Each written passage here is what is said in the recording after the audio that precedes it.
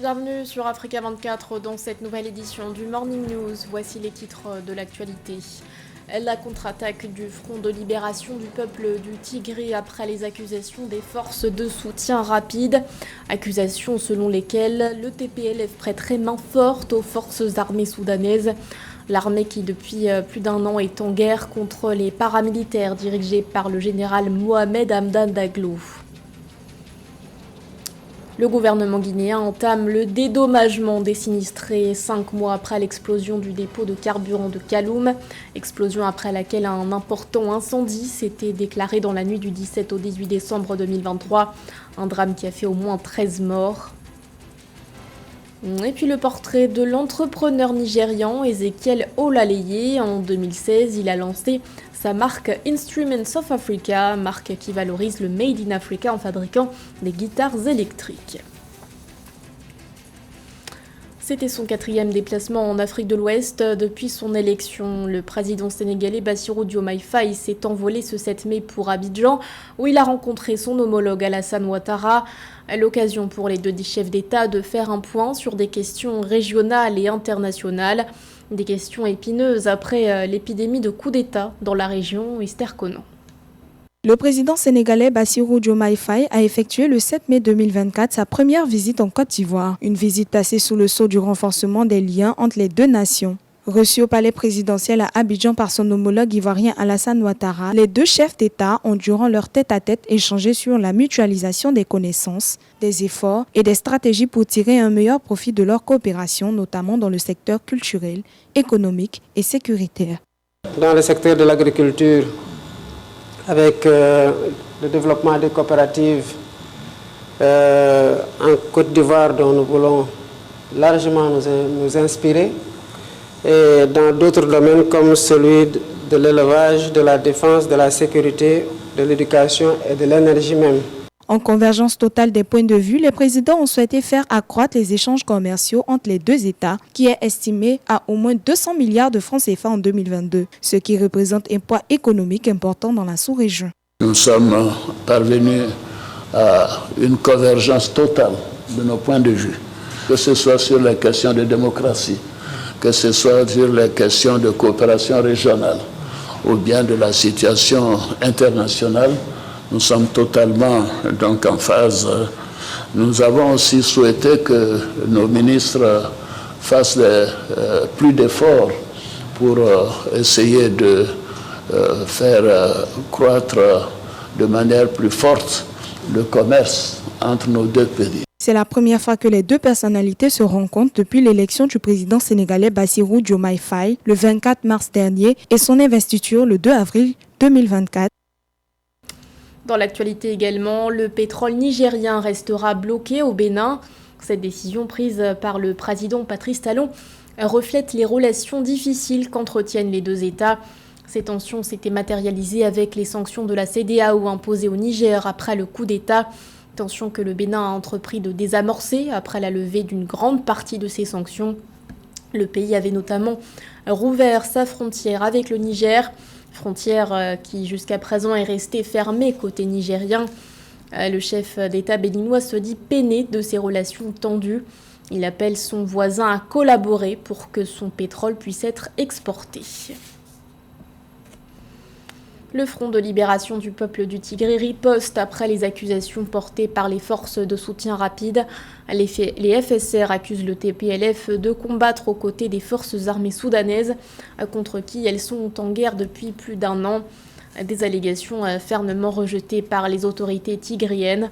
Selon elles, les paramilitaires cherchent à internationaliser ce conflit pour obtenir un soutien extérieur. Cher Omar Kamara. L'administration intérimaire du Tigré a fermement rejeté ce qu'elle qualifie d'affirmation sans fondement des forces de soutien rapide RSF, accusant les forces du Front populaire de libération du Tigré TPLF de participer au combat de la société civile soudanaise en collaboration avec les forces armées soudanaises SAF. Le gouvernement tigréen nie avec véhémence toute implication dans ces activités. Dans une déclaration datée du 6 mai 2024, le gouvernement intérimaire du Tigré a officiellement répondu aux allégations formulées par RSF, affirmant que ces déclarations semblent viser à renforcer le soutien international à la campagne de guerre contre leur SAF en internationalisant la tragique situation de guerre civile. Le soutien présumé du gouvernement intérimaire érythréen aux forces de soutien rapide du général Dagalo peut s'expliquer par trois hypothèses. Première hypothèse, c'est qu'en Afrique, les frontières étant poreuses, il n'est pas exclu qu'à titre individuel, certains Érythréens puissent rejoindre la rébellion soudanaise et qui ont une certaine expertise pour avoir été formés jadis par le gouvernement central soudanais.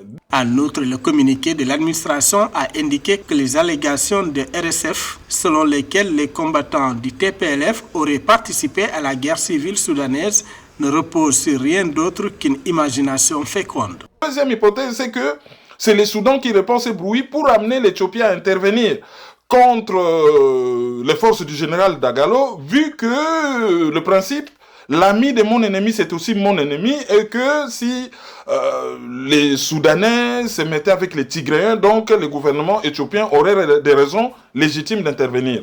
Troisième hypothèse, c'est que ce sont effectivement, et à juste titre, les forces de soutien rapide qui l'affirment publiquement pour montrer que dans le jeu d'alliance qu'il y a dans la région, ils ne sont pas seuls et qu'ils peuvent compter sur une base arrière assez solide, c'est-à-dire le gouvernement intérimaire tigréen, et qu'on doit compter avec cette donne lors des négociations à venir, parce qu'il y a quand même un jeu d'alliance qui s'établit dans la région et chacun est en train de compter publiquement ses soutiens. Selon les Nations Unies, à la fin de 2023, environ 12 000 civils avaient perdu la vie dans la guerre civile au Soudan, même si le nombre réel de morts semble être nettement plus élevé.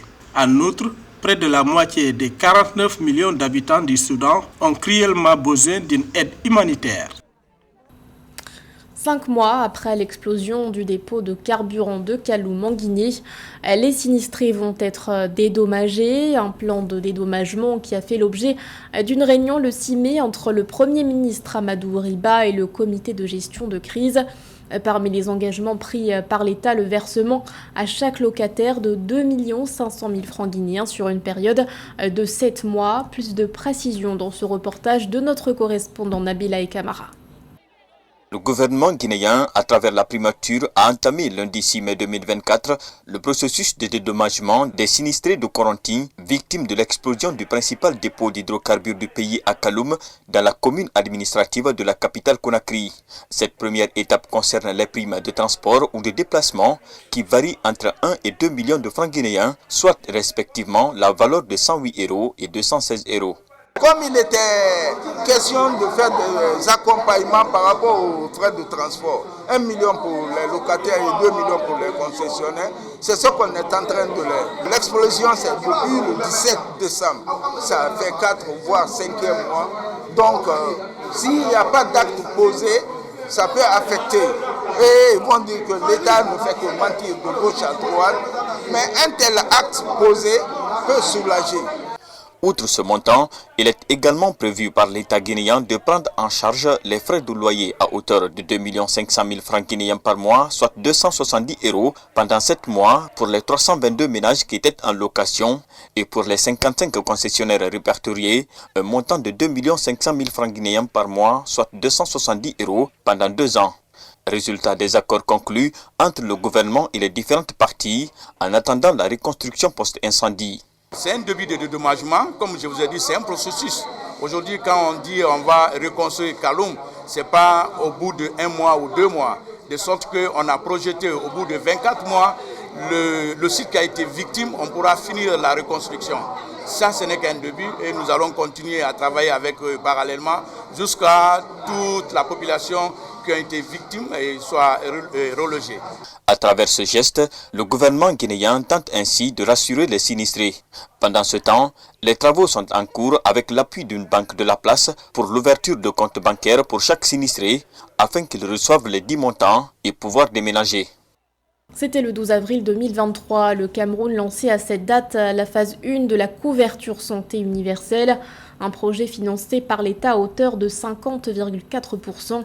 Depuis son entrée en vigueur, beaucoup de patients ont vu leurs frais médicaux diminuer, notamment ceux sous dialyse qui déboursent désormais 15 000 francs CFA par an. Séverin Ndouke. Aimé Fopa est un malade dialysé.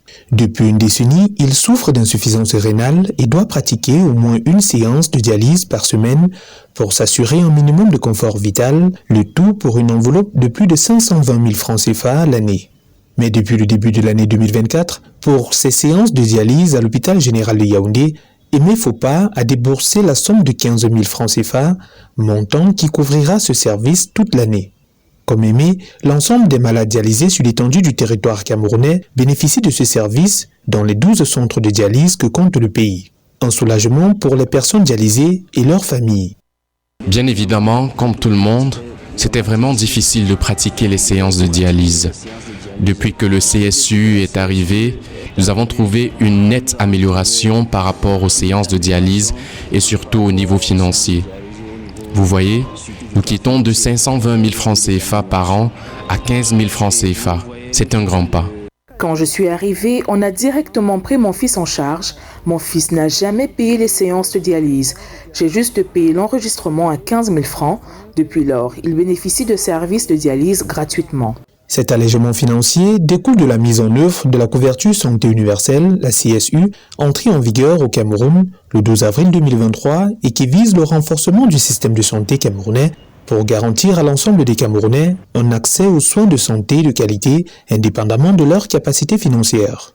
Si le projet, qui n'est qu'à sa phase 1, accuse quelques manquements, les autorités et les acteurs du secteur sont à l'œuvre pour améliorer sa qualité, notamment en termes de couverture, mais aussi de panier de soins. C'est une avancée révolutionnaire, mais il faut continuer à élargir l'offre de soins, à réduire de plus en plus les coûts et surtout à étendre de plus en plus pour que le maximum de districts de santé, le maximum de population ait accès à cette CSU. La CSU est présentée comme le moyen le plus efficace pour instaurer l'accès et l'utilisation des soins et services de santé essentiels de qualité partout. Elle ambitionne de réduire de 80% le paiement direct lié à l'utilisation des services de santé couverts par les cibles d'ici 2025. Pour l'heure, environ 2,5 millions de personnes bénéficient de la CSU. Promouvoir le Made in Africa grâce aux instruments de musique. Le pari est réussi pour Ezekiel Olaleye. L'entrepreneur nigérian a lancé en 2016 sa marque Instruments of Africa, une marque spécialisée dans la confection de guitares électriques. Outre leur aspect esthétique qui les rend uniques, ces guitares s'adaptent à tout style de musique. Découverte avec Catherine Gombe. Le regard hagard, l'oreille tendue, Ezekiel Olaleye semble comme perdu dans les notes que distille Lagos, l'une des premières guitares électriques fabriquées par son atelier. Ces dernières lui rappellent son Nigeria natal. Le jeune entrepreneur et promoteur de la marque Instruments of Africa, créée en 2016, souhaite à travers des produits innovants Made in Africa garantir au continent une place de choix sur la scène musicale mondiale. Cela a commencé il y a de nombreuses années. J'avais l'habitude d'en couper une moi-même. La première m'a pris 2 mois. Je pense que c'est simplement le fait de savoir que toute la musique que nous jouons en Afrique, tous les instruments que nous utilisons pour enregistrer une grande partie de cette grande musique n'ont pas été conçus par des Africains. Avec cet instrument, on veut changer l'image de la musique en Afrique, mais aussi montrer que l'Afrique a le pouvoir de l'innovation et l'esprit créatif nécessaire pour faire bouger les choses. Inspirante et passionnante, l'Afrique, berceau de l'humanité, séduit par la richesse et la diversité du patrimoine culturel. Une richesse qui, de l'avis de certains experts, constitue une niche d'opportunité pour un développement durable du continent.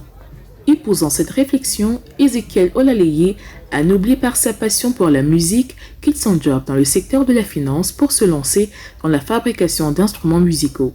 Aujourd'hui, sa collection de 9 guitares électriques à la forme de l'Afrique constitue l'un des fleurons de l'industrie musicale Made in Africa. Au départ, nous avons pensé 54 exemplaires représentant chaque pays du continent. Jusqu'à présent, nous en avons sorti 9 et par la suite, nous sortirons le reste et chaque pays aura son exemplaire. L'atout de ces guitares électriques conçues et fabriquées par Instruments of Africa et qu'elles peuvent être utilisées pour n'importe quel genre musical. Hip-hop, reggae, dancehall, afropop, jazz et bien d'autres. Aujourd'hui, la modernisation des instruments de musique traditionnelle est un sujet fascinant qui soulève des questions importantes. Faut-il ou pas moderniser les instruments de musique traditionnelle africains lorsqu'on sait qu'ils jouent un rôle essentiel dans l'affirmation de l'identité musicale de l'Afrique et sont de plus en plus sollicités dans les compositions de l'industrie musicale moderne? C'était le journal de la rédaction. Merci de l'avoir suivi. L'actualité continue sur Africa 24.